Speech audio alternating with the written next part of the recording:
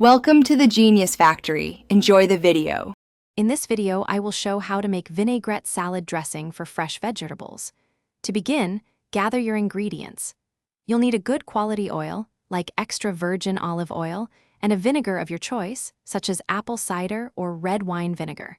We'll also add some essential seasonings to build a flavorful base for your dressing. This homemade option is far superior to store-bought varieties. The foundation of any great vinaigrette is the oil-to-vinegar ratio. A classic approach is to use 3 parts oil to 1 part vinegar. For example, if you use 3 tablespoons of olive oil, you'd add 1 tablespoon of vinegar. Dijon mustard acts as an emulsifier, helping the oil and vinegar combine smoothly. Don't forget a dash of salt and freshly ground pepper to taste. Now it's time to mix.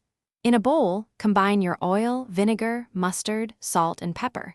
Whisk vigorously until the mixture is well combined and slightly thickened, which means it's emulsified.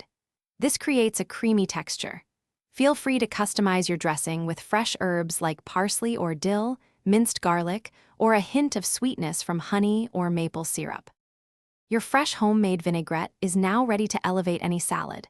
Drizzle it generously over your favorite fresh greens, roasted vegetables, or even as a marinade. Remember to give it a good shake or whisk before each use, as the oil and vinegar may separate over time.